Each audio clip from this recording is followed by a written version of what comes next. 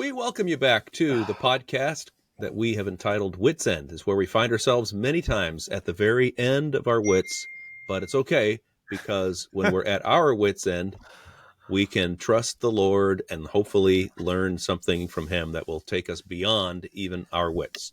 The David said, I was wiser than my teachers because I understood thy statutes. And so we want to trust the Lord. Okay. Today, we're honored to have a special guest, Pastor Bevans Welder from Corpus Christi, Texas. He pastors the Bible Believers Baptist Church there. Brother Welder, we're glad to have you. Welcome. Thank you. Today's topic is going to be a little bit different. We've been plowing our way through Genesis chapter 3 slowly, and we've been having fun. But today is going to be a different podcast, a completely different theme than normal. We're going to talk about mentoring, and specifically mentoring for ministry. And so Brother Welder has a mindset that is I think it's a biblical model, and it's an unusual model. Brother Welder is in his 60s. What are you, somewhere 67? I don't know, close to that. That's a compliment. I like that. He's in his 60s for about, less than 3 more months. Really? Wow. I would not have guessed that. Wow. Brother Welder's is young at heart. Tell folks the reason why you're young at heart. I love what you say about this. I say about that. You say someone gave the you dementia recommend. setting in already. The Alzheimer's. Well, when I was 20, I really words in my mouth help. No, when I was 25, I actually went to live with a great uncle of mine who was 80, and he was dealing with cancer. He counseled me and he said, when you get older, make friends of younger men, because if you don't, you won't have anybody to come to your funeral. So what keeps you young at heart is you hang around with people who are 20 and 30 years younger than you are. And I'm going to ask a question right here. This is basically going to be Q&A. So George and I are going to jump in and ask questions as we go. But let me ask you this. What's one of the irritating things? Why do you think more older men don't have younger friends? What is it that keeps them from that? Is there something irritating about the younger men, or is it just more difficult to connect? I don't think that it's more irritating at all. I just don't think they realize the need to work on building those friendships. Any relationship takes time, and we're all very fortunate if we have 4 or 5 really good friends. And we get up. So I've got good friends that are my age, really good friends. But I've always decided that the counsel I received from my uncle was right, and made it a point to befriend younger people. I think partly too, I was very young when I went into the banking business, and a lot of my customers that we spent more time with were my parents' age. Some were between our age and our parents' age. And so I got used to being a young person that benefited from friendships with older people. And it's pretty natural for me now that I'm older to make friendship with younger people. That was a great benefit to me. And I guess part of it is people to still see the need. Yeah, I guess we're all pretty self-centered. And that lines up. The reason I ask that is because you have a mentoring personality, someone who I think genuinely listens and then tries to provide biblical counsel. But I think in between those two things, there's prayer. So you listen to someone, you pray about it, seek the his word and his spirit on it, and then you give counsel. And so it's been a real blessing to me. The theme of today is mentoring for ministry. And what was that, 2-3 years ago, when you had a pastor school, preachers conference there in Corpus, and the theme was discipleship. It was, what was the specific theme? I can't remember the actual title of it. It really was. It was just discipleship. We wanted to leave it on a theme topic, but broad enough so men could approach it from different perspectives. Yeah, that was definitely the theme, discipleship. And it's been kind of a buzzword the last 10, 15 years or so, and I think it's a good thing. It's not like discipleship is a new thing. It's definitely biblical. 2 Timothy chapter 2, Paul says to Timothy, the things that thou hast heard of me among many witnesses, the same commit thou to faithful men who shall be able to teach others also. And that mindset of mentoring for ministry, for me, the number one thing it reminds me is I am an interim pastor. In fact, all pastors are interim pastors because they are not going to pastor forever. That's good. Either they're going to die, the Lord providentially moves them on, or they retire and hand it off to someone else, or the Lord returns. Either one of those, in any of those cases, you're no longer the pastor. And honestly, I think that ministry itself, it's always moving. It's changing no matter what you're doing. If you're teaching Sunday school to you're working with outreach and nursing home ministries, whatever, it's moving. It's changing. It's not the same. You're not the same. So I wanted to ask a question about this mindset. How does that inform how you minister to people? The transitory nature, does that enter into your thought process? The fact that you're not forever. Does that question make sense? Yeah, one of the things that made that abundantly clear is that we live in a society where people move around. And so the church here has been here for 23 years. This May coming up will be our 23rd anniversary. And we've seen people come and we've seen people go. I mean, move into the city and move out of the city to different parts of the country. And when you've invested a lot of time in somebody and then all of a sudden they're gone, at first, when I was younger, that disturbed me. It bothered me because I'm like, wow, I just put all this time in and now, get no benefit from the effort. But then I began to realize that every pastor has something that he can give to the people that he's ministering to, in addition to what he's teaching and preaching. And so it became clear to me that oftentimes the Lord would bring somebody to us and the people weren't going to stay.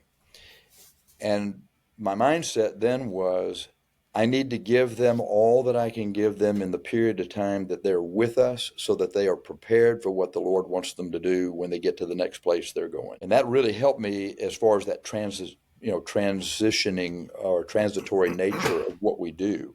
They're not my sheep. You'll go to a conference and they'll say, how many people are you running, or how many people are you in your church? Or they'll talk about Hope Baptist Church in Toledo, Ohio, and they'll say, how things going at Brother Marshall's church. Well, this is the Lord's work. Mm-hmm. These are the Lord's people. We have them for a period of time, and we got to give them what we can while we've got them, without making determinations about how much we give based on how much we're going to get in return for what we've invested. We don't necessarily get anything in return, but the Lord does. And man, that really helped me. Well, you're talking about this made me think about what you'll hear preachers say often about giving and finances, that the Lord will give through you what he would never give to you. In other words, if God can trust you to pass it on, God will give you more. And that concept seems like what you're talking about in ministry. And I've never really made that connection, that if I'm pouring into somebody, of course I want to see someone stay and to help build this ministry and so forth. But would I invest just as much in a guy knowing that he's going somewhere else? That the fact that I'm an interim pastor should say yes, because I don't want people turning around, pointing and saying, he's our man when I leave. He's our man. He's the guy that made it all happen. I want him to be pointing upwards to the Lord. And so that's a real challenge. That's actually shaving a little close. I think we should shut the podcast down. What do you think, George? Yeah, it's, sometimes we have a matter of speaking. So like Paul talks about himself saving people, but we know what he meant. And so as long as the person is aware that even though they say my church, that they do know that they're just an under shepherd, that they're communicating that it's okay as long as the spirit is right.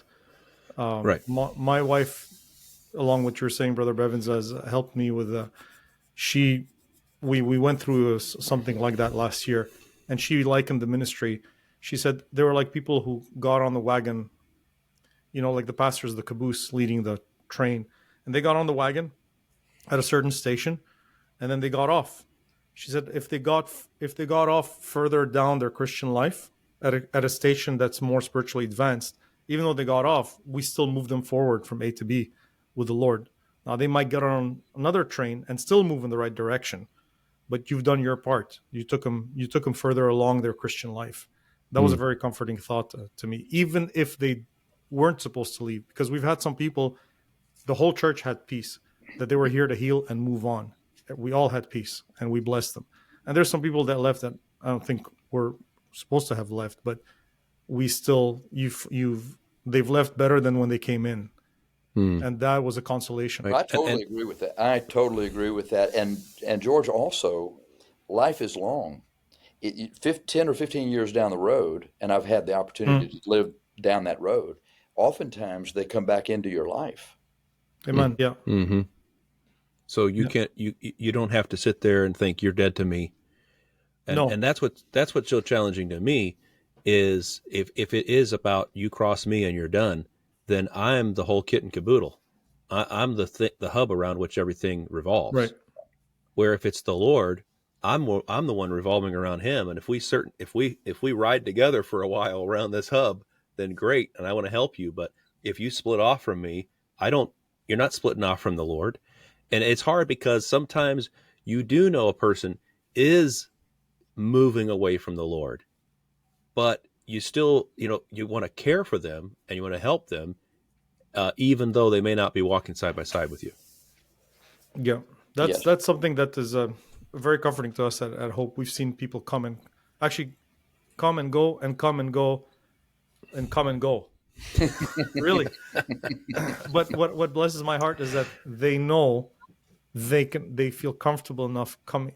And of course, if they come back, you want them to come back in the right spirit. I'm not talking about just, please love us and come back, but that they feel comfortable enough coming back, knowing that they're not going to be judged and they didn't commit the unpardonable sin by walking away.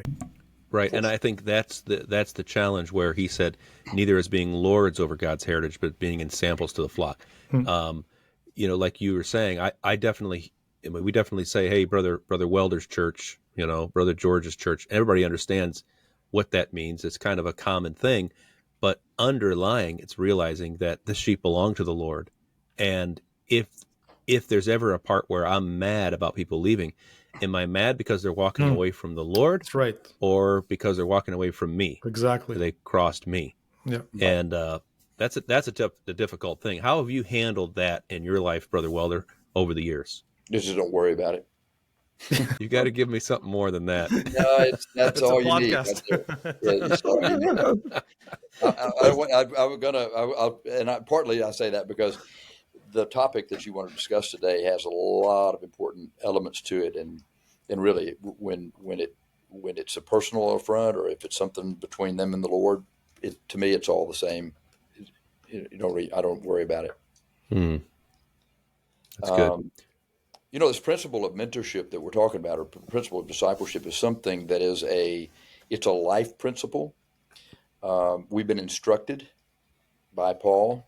We've seen it in the Lord's life, but it's a life principle. And by that, I mean, when I was in the banking business and I graduated from college, I was in a management training program at a bank in Houston, which meant I went to every department of the bank to learn about those departments.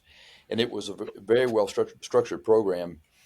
But during that time, I ended up in the proof department, which, the guy running the proof machine is maybe a step above the custodian. He's micro encoding checks so that they can be handled electronically from then on.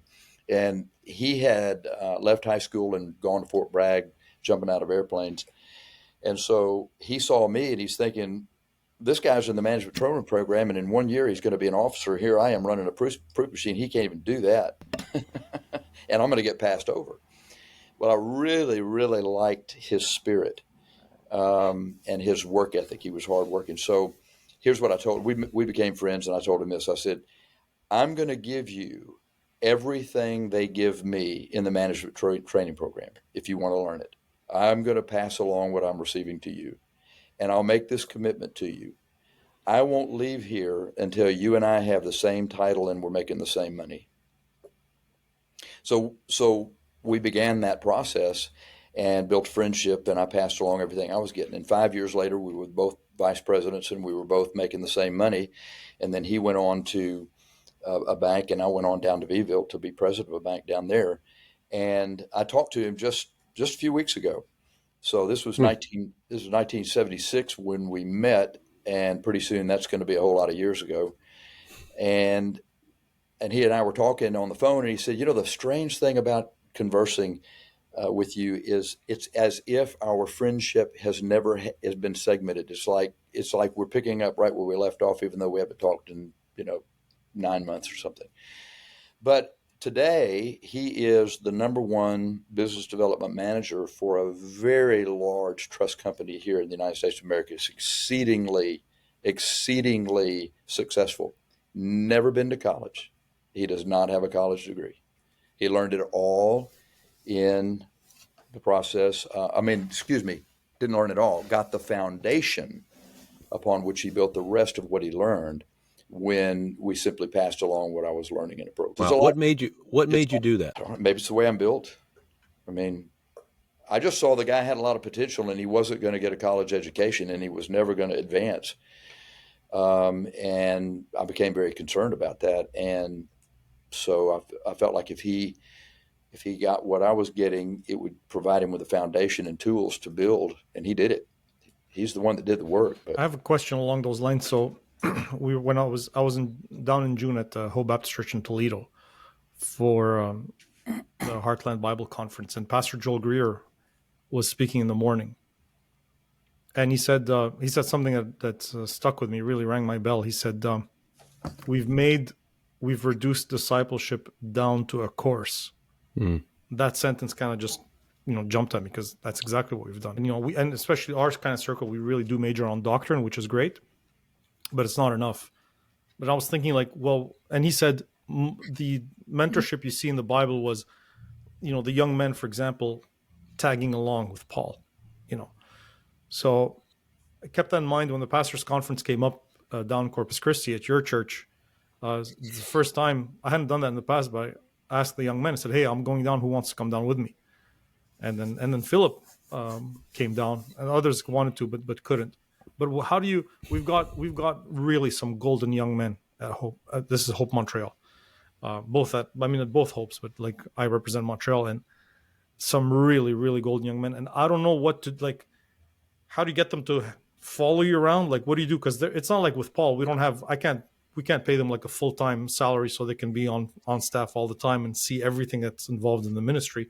They're going to work. They're going to their studies. What practical steps can I take to help that mentorship be something beyond just giving them a course of doctrine?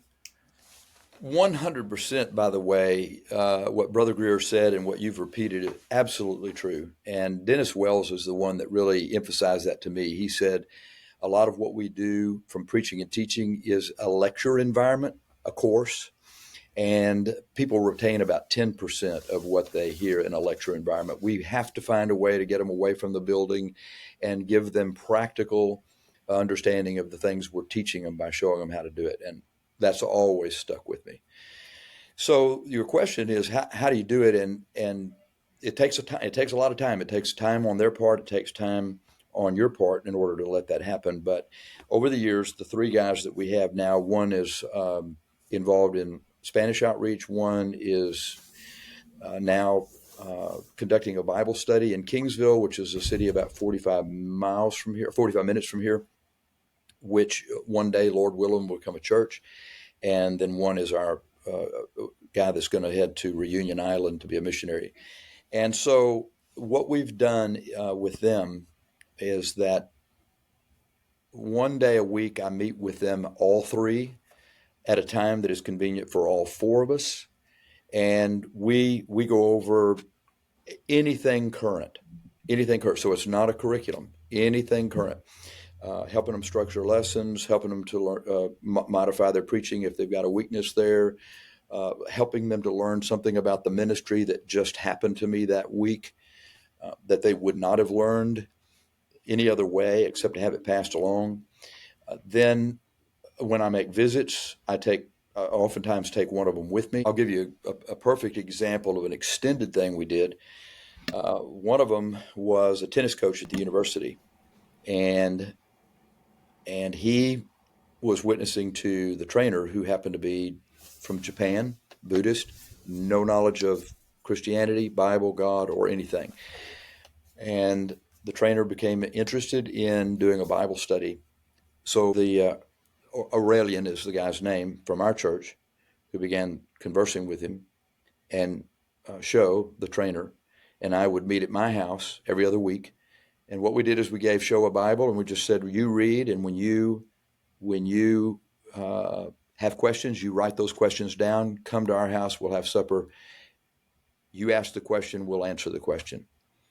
And so Aurelian was there, one of the guys that we're training, for every single Bible study that went on from there through COVID on Zoom. He got all of that methodology, all of those answers, being with me in every one of those Bible studies. 2 years into this, Show got saved, and today Aurelian is discipling him. Even though he's moved to another city and he's training for another university, they meet on Zoom and have resumed the discipleship. And Ori learned how to do it by being there, by being with me on that.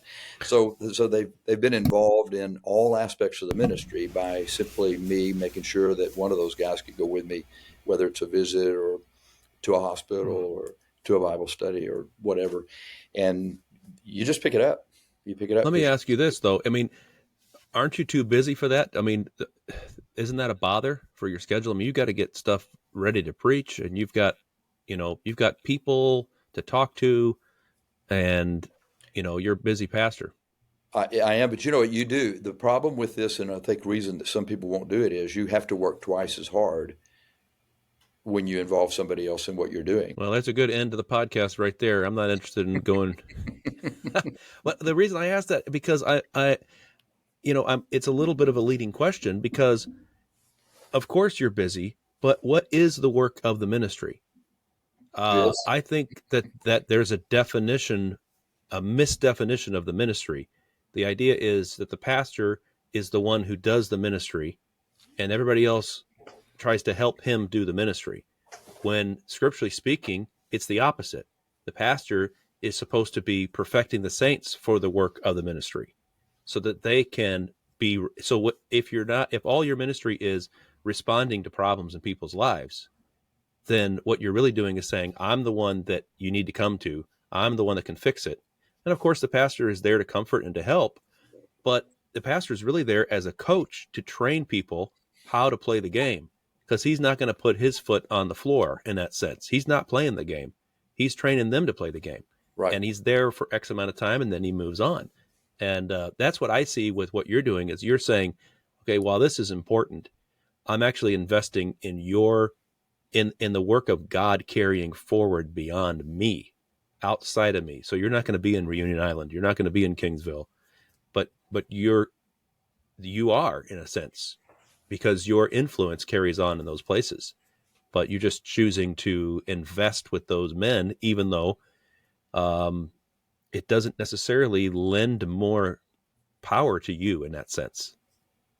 It doesn't give you any more influence. It gives them more influence in a certain way. Yeah, and the interesting thing, too, is that sometimes in the classroom course environment, George, you'll notice that if people have been in that for 3 years, let's say a typical Bible Institute type thing, a lot of times they come out very much emulating the personality of the person that's been teaching them. And you would think that that would be more so with this method of discipleship, but it's not that way at all. You could not tell that there's no cloning. These guys have very individual personalities, very individual approaches to their work in the ministry, and so they're not little me's, thank God. Yeah. Well, that stuck with me. You talk about, he was accompanying you to visitation. So getting them to accompany you, when you do things like that, when really where the nitty gritty, where the rubber hits the road, kind of street work ministry, go down and be part of it, be by my side while we do those things, and just learn by watching. But it sounds like it's something you can only do with a handful of people, because it's time and it's not the kind of thing. A lecture, you can dish that out to as many as you can, but something like this, it's going to be really an inner circle. And I suppose that's why the Lord had Peter, James, and John, sometimes Andrew. That's why Paul had Timothy, Silas. You can't do that, it sounds to me, with a large group. Precisely. No, you're absolutely right. And if you look, when we did the discipleship preachers conference, you remember Brother Shimish was here and talked about his methodology, and we have a link to his notes on our website from those sessions that were done in that first preachers conference. And I'm telling you, that's exactly, George, what you said is what he said. You get an inner circle of men. You develop a love for them. They develop a love for you. You develop a relationship with them where you don't abuse this privilege, but you can rebuke them when that's necessary or reprove them when that's necessary, which you don't have the opportunity to do in a lecture environment. And the reproofs of instruction of the way of life, somebody has to sit down and say, it's not done this way, it's done like this. And you earn a level of respect with them because they know you're investing a great deal of time in them. And so they're willing to take the correction and the reproof and instruction that's necessary in order to perfect their gift and ability to minister. It helps tremendously. That for those that are interested, the website is my3bc, the number 3, my3bc, as in Bible Believers Baptist, my3bc.com. And that particular lesson is called Manner of Life Discipleship, Manner of Life. And that's, it got me thinking about what it said. He chose 12 that they might be with him. That it's not just that they might listen to him. He ordained 12 that they should good. be with him, and That's good. and he might send them forth to preach. And that he said, "Thou hast fully known my manner of life." My doctrine, manner of life, purpose, faith, long suffering, goes on. But he's fully known it. You've been right there to see me, to watch it. And I think sometimes there's this ideal that the pastor is supposed to be this exalted guru, and every pastor knows that he's not. But God does give a little extra. What did he say? That God put some of the glory that Moses had on Joshua so that they would fear the Lord and that they would fear Joshua. And I think that there is a little bit of that aura of the pastor. But if we're not careful, we believe our own press report, so to speak, and we think that's for us. No, it's there not for destruction, but for edification. God gives us the supervisor badge so that people can understand that's our role. Our role is to edify people and to build them up. And of course we do that with doctrine, but the manner of life is something it's often missed. And it is. Perry Demopoulos, missionary in Ukraine, had said this: the most important single word in discipleship is the word with. Yeah, because and That's the good. neat thing about that is they get to see your weakness as well. Yeah. You're very genuine, and that helps them with that not giving you that lofty position. It's more father-son relationship, like you said in your session on discipleship, Brother Marshall, than it is like teacher-student, and you earn that in the time that you spend together. Yeah. You're a father, obviously you're a grandfather, and you're a son, although your parents have passed. But in the ministry, would it be appropriate for you to tell a little bit of your backstory ministerially, what the journey that you took as far as coming to this understanding of mentorship? Well, yeah, I mean, it's very simple. When I first came out of Bible college, I graduated from PBI. Bible college is going to have to specialize in something. So just PBI, can you just tell them what that is, Brother Bevans? Because there's a lot of different people that listen. Okay, Pensacola Bible Institute down in Pensacola, Florida. And the specialty there was Bible. Mm-hmm. So an institute is going to train you for ministry. Maybe it's going to train you in singing. Maybe it's going to train you in Bible, something. You can't really cover all topics principally. And so our training was principally Bible training. And thank God to this day that I got it. But when I came out and began to pastor, the first independent Baptist church I joined was Pensacola. So I grew up Catholic. I didn't have all the background And so, frankly, when I started to pastor, not having ever been an associate pastor, I didn't know the ministry. And thank the Lord that God put about 4 different men that were, 30 years older than me in my life who began to teach me the ministry. So that principle was first started by men doing that for me. Mm. And as then I began to grow in the ministry and saw the fruit of all their investment in me and their good counsel and their reproof and other things that I had to learn, then by the time we've been in the ministry now this length, I'm doing the same thing for others that they did for me because I personally have received the value. I know what it's worth. Well, let me ask you this: with your mentors, were they proactive or reactive, or a balance of both? Balance. They were balanced. I sought Mm-hmm. them out for counsel, but because they knew that I had things to learn, they were also making calls to me. Now, when you started the church in Corpus there, could you tell a little bit of the backstory there? That's one of the things that has really knit my heart to yours in how that thing started. You were pastor of another church, and then the Lord moved you over to Corpus through a series of events. But how did that go? That's part of it. I think you know where I'm headed. Sure. So when I was done in Beeville, and those were, I mean, as you say, there were circumstances involved in that where it's evident that it was God's hand, but people were involved, and so those are always difficult. Those are difficult things. They're difficult for everybody that's involved. I was an orphan per se, and Pastor Harley Keck called me from First Bible Baptist Church in Green Bay, Wisconsin, and he said, "We want you to join our church." And I was like, it's kind of a novel idea. I'm in Texas, here in Green Bay. And he said, "No, we believe God's going to use you to do something else in the ministry, and we want you to do it out of our church."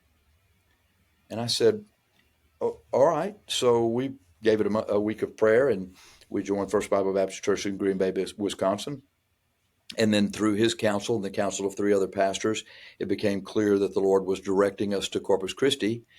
And so we began as a mission of First Bible Baptist Church in Green Bay, Wisconsin. And our first meeting was on a Wednesday night, and there were 4 couples, my wife and I and 3 other couples at that meeting.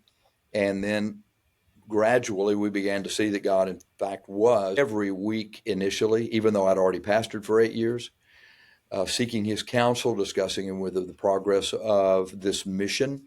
So from October of 2000 until May of 2001, we were a mission of First Bible Baptist Church, and I was on the phone with Pastor Keck even as we got closer to the initial formation of Bible Believers Baptist Church. I was on the phone with him at least every other week, seeking counsel, discussing the ministry, all that kind of stuff. Pastor Keck is still alive. He's no longer pastor of First Bible Baptist Church. Rick Matthews is. Pastor Keck says he's the oldest youth pastor in the United States of America at 83 years old. I was on the phone with him last week discussing the ministry and seeking his counsel on something. That I thank God to this day. I mean, I'm nearly 70 years old and I'm still calling guys and asking for counsel because I saw from the very beginning what he had done. This was started out of a church, and I thought, you know what? This is a principle. This is something that God's going to do. So if God's going to use these men we're training now, they're going to come out of this church, then they need the full support of the church and the pastor of the church, just like Pastor Keck has done for me. It's amazing. If you're interested in hearing Brother Keck, listeners, there's a couple messages on my3bc.com, and there's a great message he preached. George, you remember that one? God trains his men the same, and Yep. he drew out the graph Yeah. where he gives you some baby fat, and Yeah. you're doing great, and then you go to the swamp. Yeah. You preached that in Montreal too, man. He had half the church bawling. Yeah. Oh, really? Yeah. Yeah. Wow. I didn't know he preached up there. Yeah. It's a fabulous Man. message. That's really good. It's really good. And so the reason why I wanted to tell you that is because brother Welder, you've been through that same graph that he talked about, and the whole idea was that when you got to a point of discouragement, you were able and willing to listen to other men and actually take some direction from them. And honestly, if I were a betting man, I'd put money on the fact that that's the reason why you're sitting where you're sitting today. Because God, of course, God's working in all of our lives, and you can survive in the wilderness, but God doesn't intend for us to survive in the wilderness. He intends for us to be in connection with other people and listening to people who have wisdom. A lot of times I think for Bible believers, there is almost an ostracization that occurs. We almost distance ourselves. We're social distancing in a spiritual way because it hurts to be close to people. And what does it hurt? It hurts our pride to be close to someone who can say, "Hey, you need to take a shower. Hey, you're doing something that's not working." And I think sometimes what I found is this: if you can handle a rebuke, and I talked about this when I was down there, you have a good chance of learning and growing. So like Elisha wanted a double portion of his spirit, and Elijah kept saying, "Get away from me, stay here, leave me alone," basically is what he's saying. I've got something that's too tough for you. And Elisha said, "I ain't leaving you alone. I'm going to stay with you until I see you taken up." And he said, "You've asked a hard thing.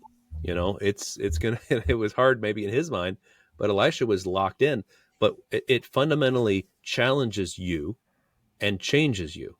So I'm talking about guys who want to go into ministry. Minister is a servant. Okay. So if you want to go into ministry, you want to go into servanthood is what you want to do. Is that, just to be clear, if you're listening to this and you're going, "I want to go into ministry." So you want to be a servant to people, right? Okay. Just so we know, it's not that you don't get, a position, a title and all that kind of stuff, but what is that for? It is for the service of God's people. And we constantly fight that battle in our minds and hearts of, man, these people won't listen. When Moses got mad and said, "These people won't listen," it's when he made the worst mistakes that he ever made.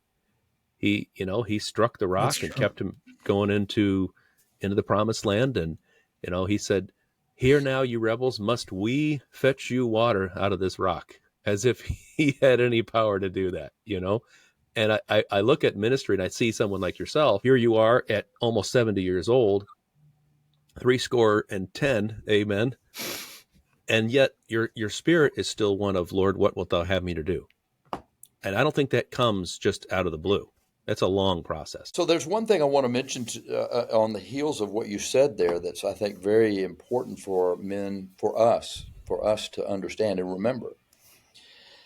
Men that gravitate toward the ministry, not only are called to the ministry, but want to be in the ministry, gravitate toward the ministry, have to fight something that is generally in us, whether we're willing to admit it or not. And it has to do with this. You have to fight the need to be needed. Some people might say that's narcissism. I think I understand it better when I say you have to fight the need to be needed. That is, if you have people that are coming to you for counsel and they get counsel and they're better for it, or you have men that are with you, they think enough of you that they're willing to be with you to learn the ministry. There comes a point at which they are filling a need that you have, that you need to be needed. And if your need to be needed is greater than the need to impart what God has given you to them so that they are perfected for the ministry, you're gonna run into a problem. Can you give an example of that? Well, you're gonna want to keep them beside you and dependent upon you the whole time. So if they do go out, you want them calling you every week. Yeah. So you're working yourself into obsolescence, essentially. You are, and you have to be willing to do that and not fulfill your own personal, find gratitude in the fact that you've become important in other people's lives. Got to watch out for that. It's very Is that why older pastors have a hard time letting go when it's time to let go? Oh, I think so. How do you fight that? Well, first of all, it was just the recognition. I had to acknowledge that I had that problem, which is sometimes hard to admit or even hard to see. And when I realized that I had that problem and I acknowledged it before the Lord, I realized then I don't want to keep these people in a needy position. My goal is to make it where they don't have to call for counsel. So in other words, once we start giving biblical counsel and somebody gets stronger, if God puts in our ministries men that are actually better preachers than we are, better ministers than we are, thank God for that. We should never be threatened by the fact that we are just simply imparting what God's given us to somebody else. Let God do with that whatever he wants to, but not keep them in a dependent situation so that we can be important. That's pride. I've seen in ministry, and it applies domestically, here in North America. It applies in other countries across the sea, where guys have a hard time sharing, quote unquote, sharing the ministry, in that someone comes along and they have gifting, they have ability, and it almost seems like a guy will say, well, no, this is my ministry. This is my ministry. And I remember years ago here, there was a young man that had a nursing home ministry, and he would go and he would preach every week. And one day he asked me to come, and I'm an assistant pastor here, and he asked me to come and to lead singing and to sing a song or whatever.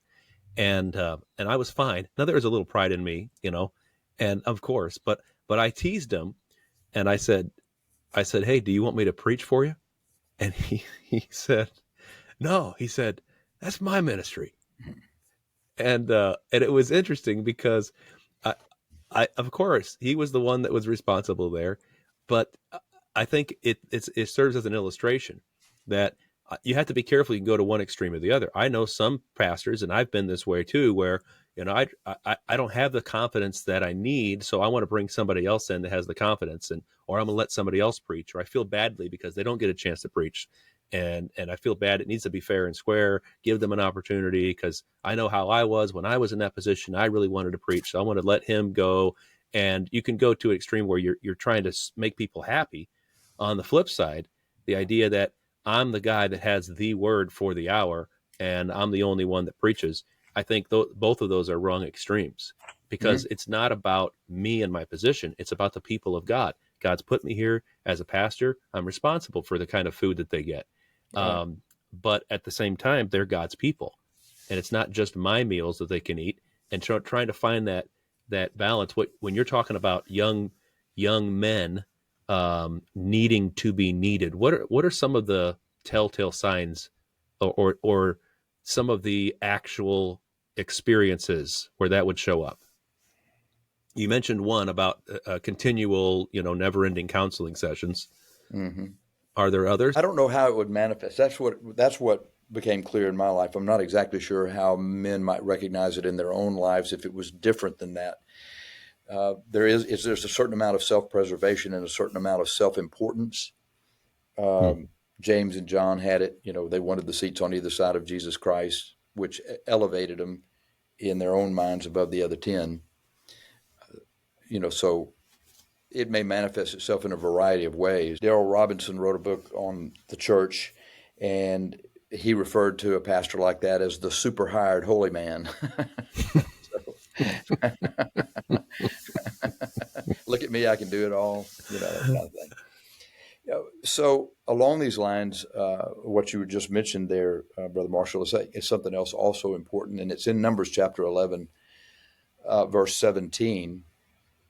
And it's where the Lord comes down, and in Numbers 11:17, he says to Moses, I will take of the Spirit which is upon thee, and will put it upon them, and they shall bear the burden of the people with thee, that thou bear it not thyself alone. The interesting thing about that passage, this is where the Lord puts that Spirit on 70 elders in verse 16. That Spirit that went on those men is the Spirit that was on Moses. I will take of the Spirit which is upon thee and will put it upon them. In this work of mentorship, there has to be also an understanding that God has brought these men into your life, and the Spirit that is on you, that God has put on you, is a Spirit that he's going to put on them. In other words, then they don't become renegades, the other extreme you were talking about, my ministry. they become extensions of your ministry. And when they see themselves as extensions of your ministry by God's design, then there's a mutual respect that goes with that, where you don't have to remind them that you're the pastor, and they don't have to remind you that they have a ministry. Because there's a spiritual aspect to this relationship that provides for cohesion. Everything is flowing from the pastor by the Lord, and the men that are with you are in unity. They are in a spiritual unity. There's a cohesion there that God has to do. You can't do that. And when everybody recognizes it, well, then you don't have problems with either extreme. Actually, that passage you quoted, Brother Bevans, serves to illustrate, to give an answer to Brother John's question. Because Joshua, in that same passage, Eldad and Medad actually refused to go to the tabernacle. They stay in their tents. And it's very interesting that the Lord nevertheless gives them his spirit, because they were amongst the 70 names that were written down. That has always fascinated me, why the Lord did that, because those guys are clearly rebellious, but the Lord still gives the spirit. And then Joshua is offended for Moses' sake, because he comes back reporting saying, hey, Eldad, Medad, they're prophesying over there. And Moses like, envious thou for my sake? Would to God that all the Lord's people were prophets, and he would put his spirit upon them. And so even though they seem disunited, the Lord, and that is an illustration literally of 1 Corinthians chapter 12, where the Spirit divideth severally as he will, which is exactly what he does in Numbers 11. And it seems like the Holy Spirit of God was pleased to impart a spiritual gift to two men that refused to be part of Moses' ministry. And that's, and the Lord is using him. It's a little like John, who comes back reporting to Jesus that we stopped the guy who was casting out devils in your name.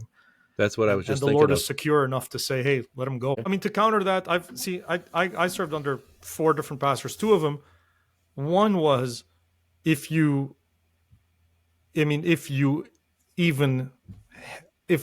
smelled like you were doing something that wasn't perfectly in line, he really ran you down. And then I picked up some of that spirit as I started in the ministry. And then I served on another pastor who was criticized for being so lackadaisical about those things, that, wolves would come in, he wouldn't do anything, because for him, he was being uber spiritual, And it seems like, I think the Lord I haven't found the perfect balance, but I got to see both sides. Because, a lot of the times the question comes back to, how do you balance this thing out? The dangers of either extreme on any of those positions. That's why we have the expert, Brother Welder, here. That's it. Well, okay, so we got to start winding it down here. I've got a couple questions, and George, you probably have more. My questions are two. I have 2 questions. One, how would you advise young men that are listening? We have a lot of young men that listen to the podcast, men maybe that want to be in ministry, or perhaps they are, like, they're doing everything they can to serve the Lord where they are right now, and they perhaps look for vocational ministry or bivocational in the future. And that's one question. The second question is, how would you advise people like myself and George, who are in full-time ministry as pastors? Okay, well, I'll answer both of them, but I'm not sure that I am clear what the question is in question number 1. How do I counsel vocationals? What do you mean? No, I mean, let's say young men that are listening to the ministry, or listening to the podcast, that perhaps desire to be in ministry someday. How would you counsel them where they are, how to get started in something like this? Oh, I see. Well, service, number 1. I mean, faithfulness and service, number 1. Part of the reason for that is, moreover, it is required in stewards that a man be found faithful. So be faithful and serve. The guys that are where they are today started out with menial tasks like taking the trash out after the service and straightening the hymn books so that everything looked good for the next service. So be willing to do anything, even the most seemingly minuscule job, and just be available. I think that's the first thing. Second thing, be patient. These guys now that we're working with are in their mid-30s. The other one of them's in his young 40s. Be patient. There's a certain amount of ambition in us. I say us because I had the same thing, that we want to get what we're supposed to be quick. And when you hear the preacher talk about Jesus Christ coming maybe next year, it's like, man, if I don't get started now, I'm never going to get in the ministry. Got to be patient, because it takes a long time for God to build the minister that he wants you to be. So be patient, and then be very loyal to your pastor and willing to draw close as he brings you in, instead of being aloof, because this is not about you right now. It's about the church, and it's about helping. That's how you learn the ministry. And be quiet would be the next thing. Just be quiet. You don't know much right now. You're going to learn more with your ears than you will with your mouth. So be quiet. That's good. So I went through an experience last year where it's a gentleman who's older than me, but he had been gone saved a couple of years earlier, didn't know much Bible of anything, got plugged into the church, and then he led his wife to the Lord while in the church, and his best friend married them, baptized them, other people that they brought. And then we became very close friends.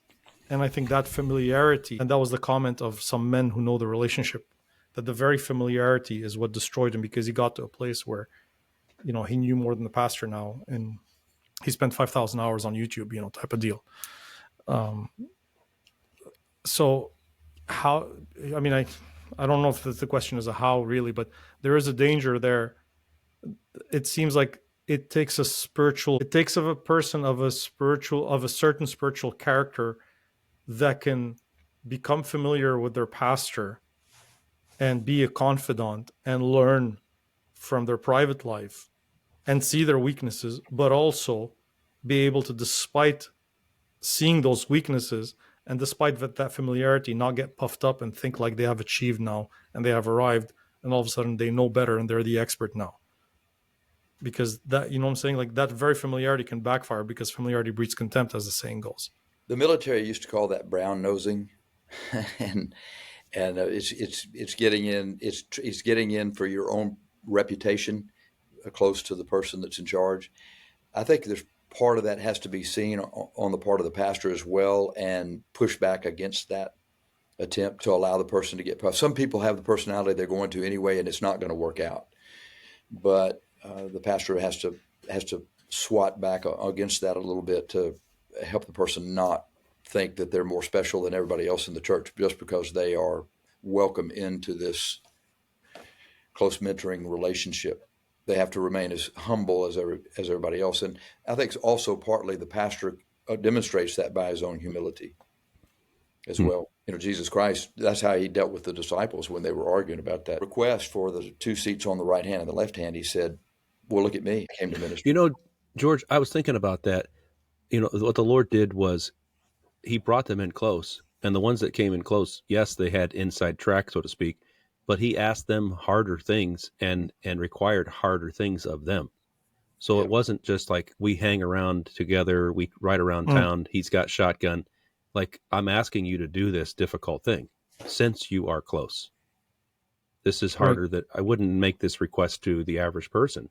So it kind of balances out maybe I don't want to be close, I don't want to get asked to do hard things. We're not just driving around drinking Starbucks in the car all day. I'm asking you to go and do this particular project or help that person or go pray with that person or whatever. And it really calls out your own selfish desires. It does. And I want to mention, I actually have a pastor friend of mine who had young men that were in close like that. And he said that, but they never pan out. And I asked him, I said, well, when they're hanging around with you and they're young, do you ever find occasion to give them strong rebuke? I mean, Jesus was never afraid to do that with Peter. And he said, no, not until they actually start helping me in the ministry. And then, of course, if they get out of line, I have to reprove them. I said, what the problem is? They're not used to it. And so the first time it comes after having such sweet relationship with you for a few years, they don't know how to handle it and they quit. Yeah. So it's better for the pastor to recognize if he's got somebody that maybe has potential, but he's drawn in a little close and getting a little comfortable with the familiarity to take it upon himself to push that. It's so hard. All that stuff is so hard. How do you maintain balance and all this kind of stuff, man? Human relationships. What do you do? What's your so I'll run this by you too. There's, as I said, we really have some golden young men and women in the church. Some of them let's say, take an example of a young man who's, I can see, and it's my opinion, that the hand of the Lord is on him, and others can too. Just like, let's say a choice young man, but they're stuck in a place where they want to serve the Lord, but they haven't made the decision full on to, if they're going to be in the ministry, if they're going to follow the Lord in the call of the ministry. They're torn between, I need to, go help my family. I need to marry this girl over here, and those major. So they're like the young man who still hasn't decided to like leave the father, his earthly father, and join. And I can see the hand of God on them, and kind of just waiting for them to make that decision. But I don't want to pressure them to get into the ministry. I don't want to be, I'm not the Holy Spirit of God.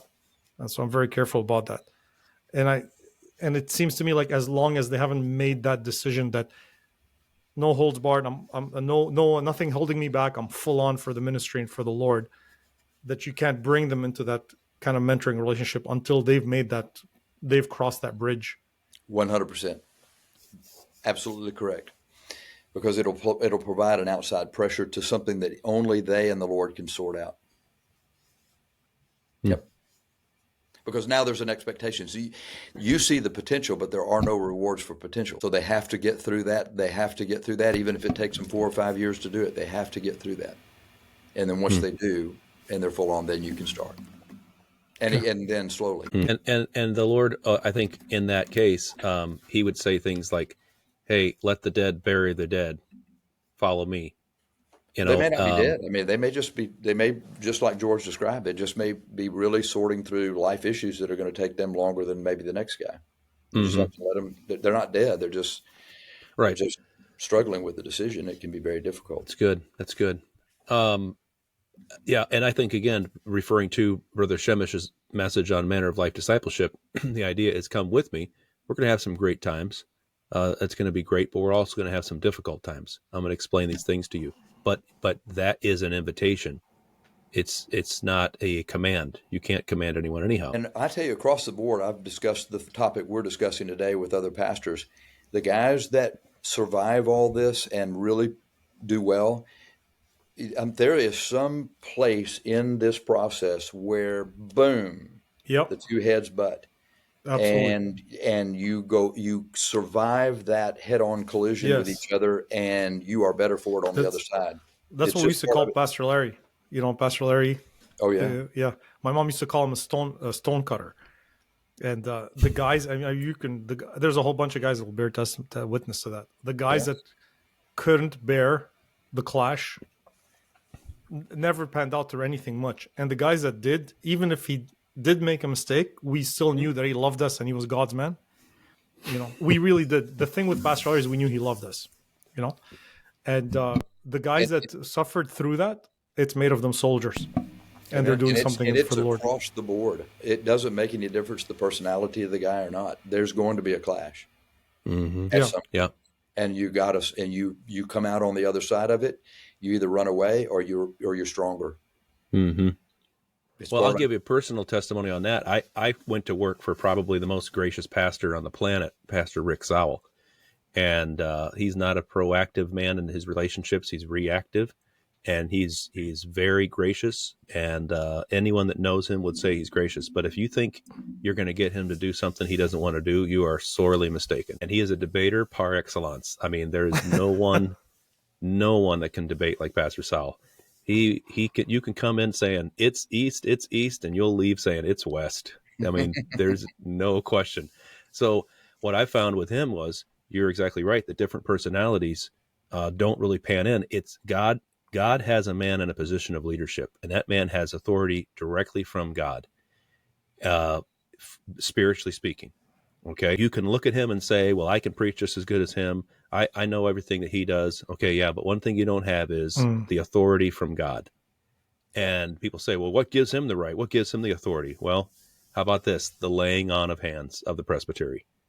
That physical action transfers authority. That's why it's so important that we don't just lay hands suddenly on anybody. But so that's what he had. And I really struggled with that, because I looked at that and I said, well, I wouldn't do things that way. And I'm speaking very bluntly. And I've said this hopefully, every time I say it to help people, because I know the frustration of sitting there going, I want to do it. I want to be there. I want to be the guy. And Pastor Sal, like you mentioned, man, that was us.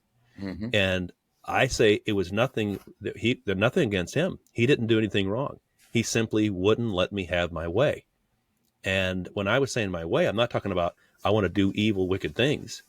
I wanted to do what I wanted to do. I wanted to do good things for God. But at the baseline of it, I wanted to make the call. And he would not let me make the call. And over and over and over again, we would butt heads. And it wasn't hurting him as far as I know, but it was hurting me. Mm-hmm. Man, I was a hurting unit. I was miserable. Mm-hmm. And there came a point where the Lord brought me down to a very low place. And guess what verse I ran across? Obey them that have the rule over you and submit yourselves, for they watch for your souls, as they that must give account. Do you think he was aware that you're miserable? Because from the stories I've heard, it seems that more than once the pastor isn't aware. They're aware there's frustration, but they're not aware to what degree that person is really suffering. I don't know. It's a great question. I don't know. And I don't know that he would have let on anyhow. He's a very private man. I don't know that it makes any difference whether he knows or not. If he does recognize it and he tries to do something to lay the mattress down so the hard hit is softer, you probably make a mistake. Yeah, I think you're right. If I had to put money on it, I would say he knew how miserable I was, but he wasn't going to do anything about it. Yeah. But at the end of the day, you're right. A godly man is not looking at what do people want, but what does God want? Yeah. A godly pastor, and what's best for them spiritually. And I thank God for a man who had the long look and was able to look at me and say, he needs to get through this. He needs to get past this, with the help of God, because otherwise he'll never get past that in his life. Now, thankfully, I don't have any more character flaws since that day. Everything has been perfect, and I praise the We're going to Lord. save all that for another podcast, right?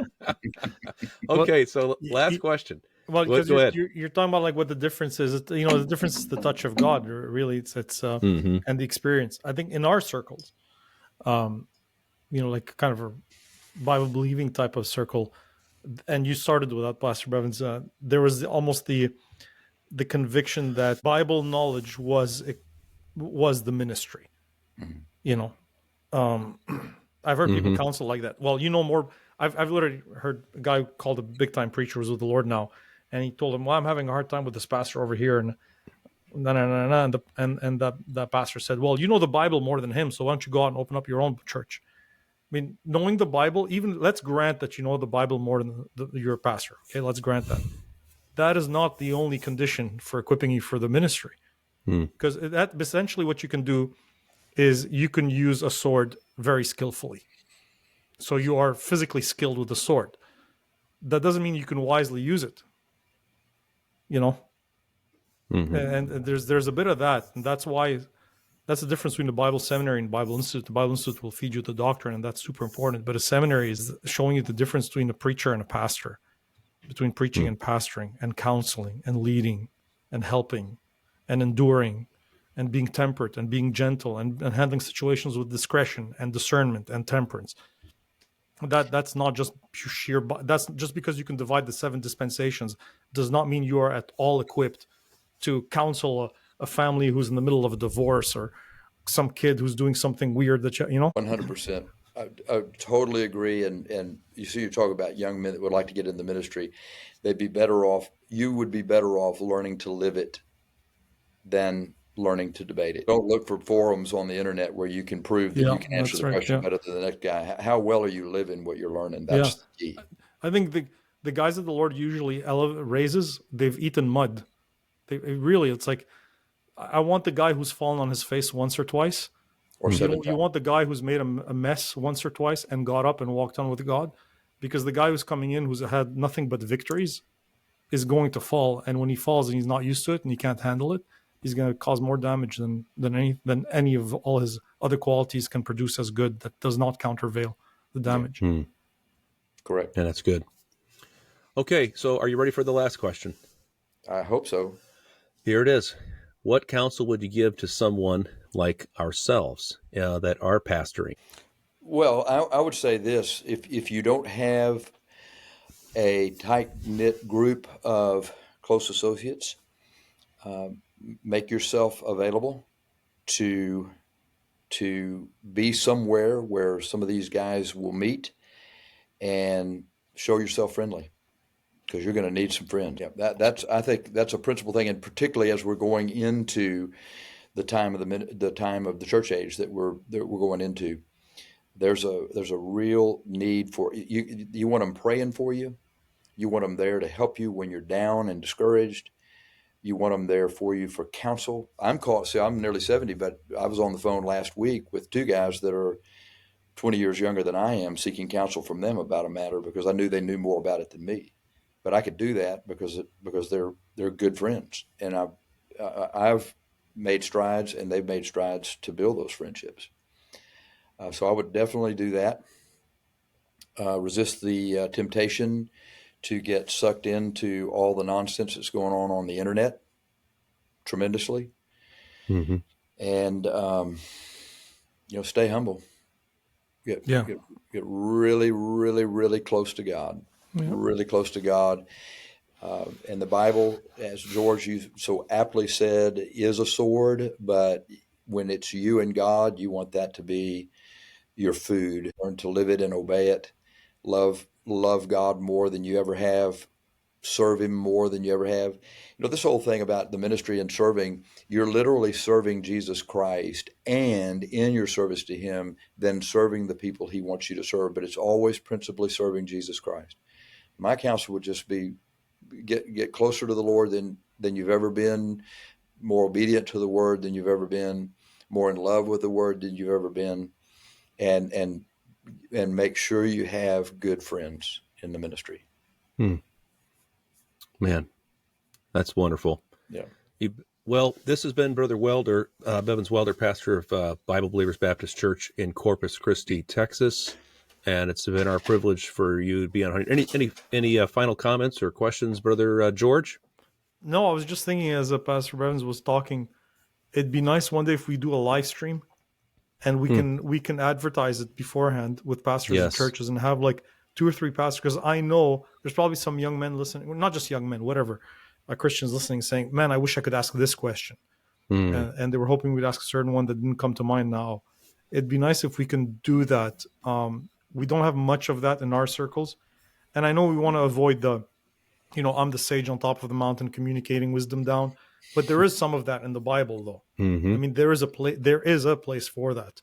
Yes. And it'd be nice if we have like 2, 3 older pastors, and maybe even pastors' wives, and you and I can kind of sort through the questions, filter the questions, and pass them on and see what they answer as the questions are coming in.